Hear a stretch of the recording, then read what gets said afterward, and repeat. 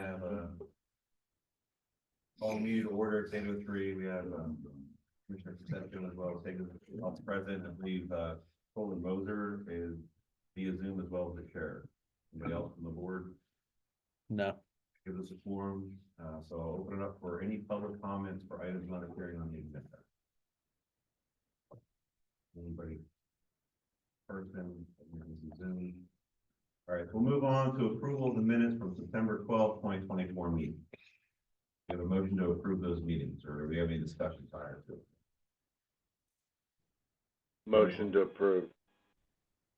Oh, we'll take Commissioner Concepcion as the first and Sheriff as a second to that. All those in favor, aye. Aye. Aye. Any opposed? All right, they're approved. We'll move on to the ward report. Ward Irwin. Good morning, everybody. We wanted to start off with a little information since we are coming up on election season. We have a record number this year of people interested in voting. We have taken the information that was supplied to us by the League of Women Voters, put that on the tablet system so every inmate could view it and read about it. And we think that may have sparked some extra interest this year.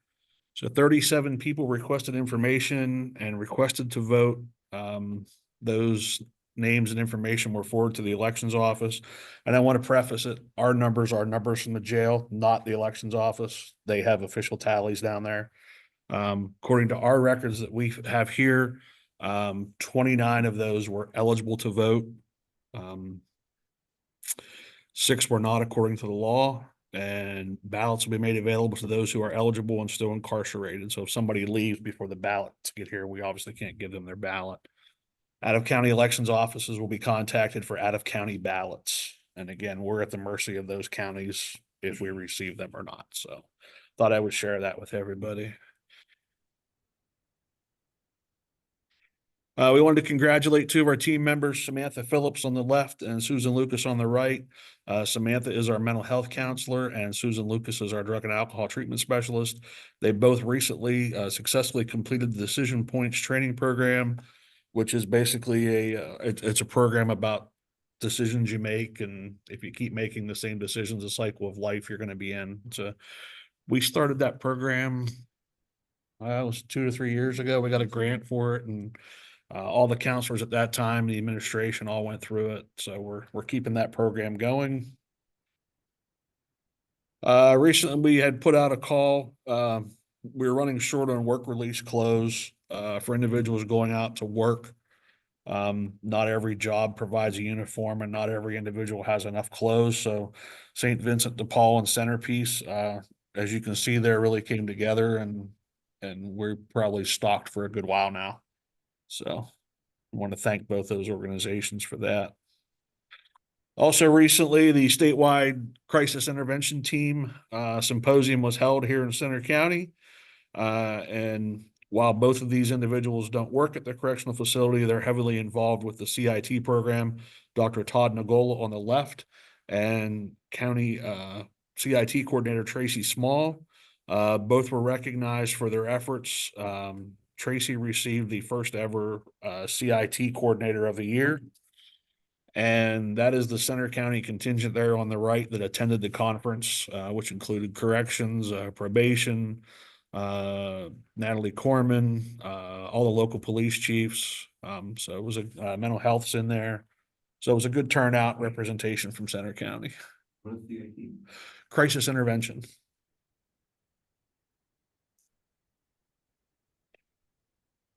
All right, any discussion from the board on the ward report? Any questions from the public? I just have one last thing for we are in the process of exploring switching from our very uncomfortable and very expensive boots for the incarcerated population to a all rubber Croc. These, if you wear Crocs, I don't, my wife tells me they're very comfortable. So inmates often complain about the boots, how horrible they are to wear.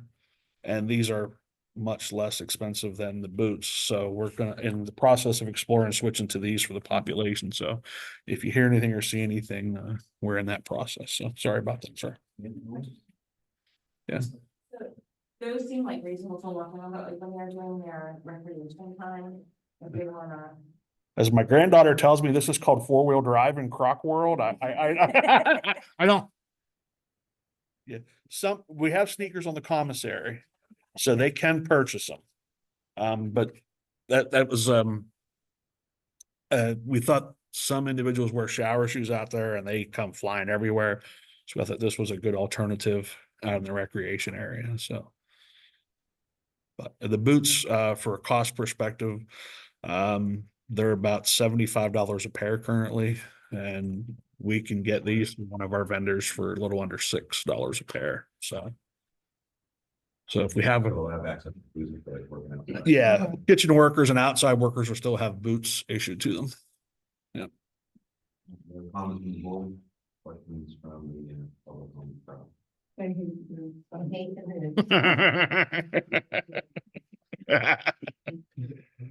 All right, move on to facility reports. Okay, our Center County average daily population for September was 104. Center County sentenced was 37. Center County unsentenced was 67. Tennant County average daily population was 78. Tennant County sentenced was 44. And total Tennant County unsentenced was 34 for total average daily population of 182. This shows our population graph throughout the month, where we began. Center County began the month with 104 incarcerated individuals. Tennant counties were 72. Center County had a high of 113 for the month. And Tennant counties had a high of 81 for the month. For community reentry and work release, we had a total of 10 on outside clearance. 6 were from Center County, 4 from Schuylkill County. Private employment were 8. Centerpiece was 4. Facility grounds was 2. And unfortunately, we had to remove 3 from outside clearance last month for violating the rules and regulations of the program and or violating the rules and regulations of their employer. So the employer terminated 2. And of course, we violated them for what they were doing while they were there, so. Health services report. Sick calls seen by the nurses for the month, 173. Sick calls seen by a PA or the doctor, 110. Outside consultations, 15. An all-time record high for MAT participants. We had a total of 50 over the course of the month. New admissions detoxing were 12. Out of those 50 participants, I believe we had 15 new commitments last month that came in already on the program. Yeah, so. Mental health information, mental health stability rating A, we had 52 individuals. Stability rating B, we had 26. Stability rating C, we had 122. Stability rating D, we had 40. And mental health medications, we had individuals on mental health medications, we had a total of 94. Our detoxing numbers, we had a total of 22 new incarcerations that were detoxing. 10 of those individuals had multiple drugs in their system. 9 had meth, 7 had opiates, 6 alcohol, 6 benzodiazepine, 4 Subutex, and 4 fentanyl this month. So our fentanyl is up a little bit, but still, once again, meth is the highest contributing factor to the detox. Oh, that's all for facility reports, sir. Any discussion or questions from the board of facility? Here, Zoom, any comments or questions from the public? I'm Yes. curious how frequently people are reevaluated for their mental health classification. Like how often they're seen by mental health? Well, someone comes in as a D, how soon is it that they're reevaluated to see if they can continue to be a D? So D codes are evaluated every 30 days. But normally we evaluate them every 60 to 90. It just depends on their codes, is how they're evaluated, how many days go by. Thank you. Yep. Any other questions or comments from the public? Anything, I think it's the old business. I don't have any old business, sir. We don't have any new business, sir. All right, monthly reports. All right, I just have a few updates pertaining to some grants. Thankfully, we were awarded the extension to the current MET grant, which if you recall was for over $500,000. We've had that for quite a while, and we average, I would say, $50,000 a quarter. 60. It's gonna go up, Mhm. with the increase, obviously, in participants. That was, set to end September 30th, and the state needed to get an extension. DDAP and SAMHSA and all those folks, and luckily, they didn't drag their feet too much longer, so we're extended till June 30th. So that's wonderful, we can continue that. We were also awarded the Vivitrol expansion grant for $93,844. That one, set to start October 1st, but we just got the award notice to go before the board next week. That one, similar to the MAT grant, but we only can use those funds on Vivitrol. We're limited on that one. We're hoping that they're gonna expand that to any MAT protocol, but they have to change some legislature. We'll see how long that takes. I don't know if I mentioned this in another meeting, but we were awarded a JAG grant for $220,833 for the Public Defender's Office. They are going to secure a caseworker to be embedded in the PD's office to help kind of triage some of the clients that they're working with and make sure they're hooked up to the right services for individuals that they're the attorneys are representing that are incarcerated, see if they need additional help getting, housing or different things. So that grant, we're waiting for the award notice so we can officially start. But we were one of 33 awards and they had a total of 6.8 million. So it's pretty difficult. We didn't get that one the last time we applied for it, so we tried again. So we're excited that will kind of help the lawyers be lawyers and the caseworker can help them where needed. And then our COVID mitigation grant ended July 31st, but I have the total. So we were able to secure a little over $67,000 for here at the jail and over $9,500 for the youth detention center to help mitigate COVID. So we bought COVID tests, cleaning supplies, food services supplies like disposable containers. So yeah, it was an additional help, but pretty sure all the COVID money is gone. Yes. So that's all I have. Any comments or questions from the board on the criminal justice plan? I just like to say congratulations for all the money you bring in. And I had a question from someone in the public, whether the county in general has a grant writer. Or you are just doing criminal justice related. I do criminal justice related grants. We used to have each individual department handle all their own grants, but we're now working on some coordination, reaching out to community groups and trying to go after some of the larger grants for things like community and economic development. And we've got Natalie Plumman's starting to do that. The reason I ask is I'm also on the Council for Aging and we're very concerned about the lack of funds. Yeah. So I just was curious if someone was coordinating grant writing. Start. Okay, thanks. Also wanted to say how pleased I was to see the Public Defender's Department is getting that grant in social work. We've been working on that for a couple of years now. Yes, yeah, so, and fortunately, the state has also put in the budget that they're finally going to get some indigent support funds. Every county public defender's office was awarded, I think ours was a little over 90-some thousand. And that's in next year's state budget as well. So we'll see how long that lasts. So I manage that one as well for them. So it's nice to see them get some funding for a change. So. There's now state elimination that does not give moments, at least the cost for the Public Defender's Department. But in this case, that's, I don't know, something about that. Any support, help with housing?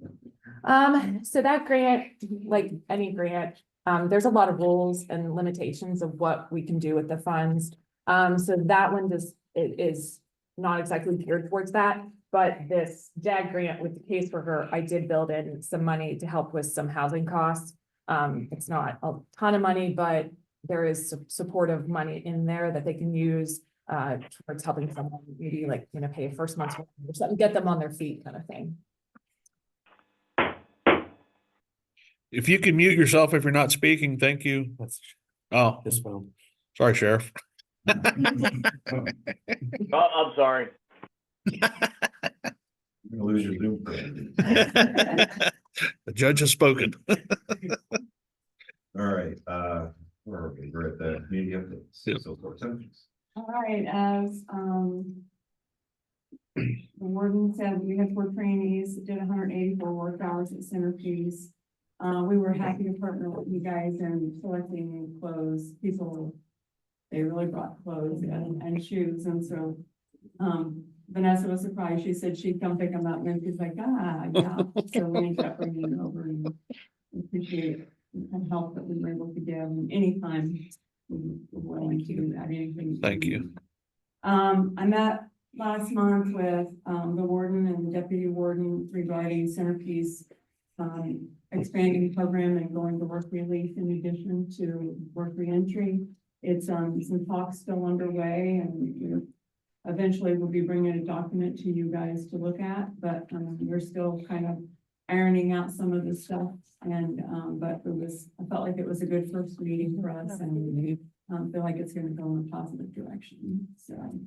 Also heard from one of our former tenant trainees, Joe Winrick from Schuylkill, and he is partnering with Samaritan's Purse, who's going down to help in North Carolina, and has asked if we could collect some things that he's needing to take down there, such as tarps and coats and hats and gloves and hot hands and boots and stuff. And so he'll be coming to Center County midweek next week to get some of the things that we're collecting. So we're proud of him that he's gone to do something like that. And it's always good, when we feel like someone has gone out and they're doing something beyond themselves. And so I just wanted to bring that back to you because he felt like his time at Center County was very productive. And so just wanted to say thank you to you guys too. And then on Sunday, the 27th of October, we have our 30th anniversary celebration. I gave you all a flyer about that. Everything that we have for the kids is free. We just want to make it a fun day to celebrate what we're doing. Trainees that we have are working on taking an entertainment center and building a coffee bar out of it. We will be raffling that off, and then they've also have made cutting boards, coasters, charcuterie boards, and some other things that we will be raffling off or selling. And the proceeds from that will go to our Tom Brewster Fund, which is the fund that helps with 30-day prepaid cell phone for anybody getting out, so they can stay in touch with probation and for lawyers and stuff like that, and looking for jobs, or if they need special work gear, we'll help them with that. So all the funds raised, any funds that are raised that day will go into that fund. So we hope that, people come stop by and say hi and enjoy the day with us. Thank you. Where's this stuff? Yeah, Ken Smelter. David Miller is out of town and health issues is spotted. So these are all my visits. So saw 8 people this through October 3rd. I'm gonna be gone the next 3 weeks, so I hope it's back. We have a little Europe trip, so most of the issues that are being raised are medical care issues. Some not getting the meds she needs or had on the outside, and we say sometimes they can't get the ones they had outside inside. Somebody else looks like they need a doctor's appointment, not getting her meds that she needs. And a couple times with a guy with an ongoing sinus issue, says he had a referral on the outside to see an ENT, but hasn't been able to get ear, nose, and throat. Doctor hasn't been able to have that done. Somebody else is waiting for a drug evaluation and hoping to move on to rehab. Rehab facility. Most serious one was a person given the wrong meds twice, and when he saw the meds, he said, "These aren't my meds," and he said he was more or less forced to take them anyway, and was soon found that he was getting the wrong one, we were a neighboring Sully. First time, second time, two people had the same last name, and he was forced to take the other person to that man. Med, and he objected both times, but overtaken anyway. So he filed a grievance on it, and the warden said that they're working on this administratively, but so like that's just, a serious problem. Somebody else wanted their Lisbon tooth folded. One person complained about not getting enough food, portion too small. And he's a public defender, the issues, sometimes no contact, people unresponsive. This has come up several times. I think it's hard sometimes for them to feel like they have good contact with their lawyer. Somebody else complained about on mission within the RHU too long. Something about an inability to house it, like it's like, I don't know, they're 8 or 10 days and it's plain that fault. Somebody else has no money, needs to make a phone call. And last person was concerned about getting out, an older person to be released and doesn't know where he's gonna be going. Great. Thank you. Yep.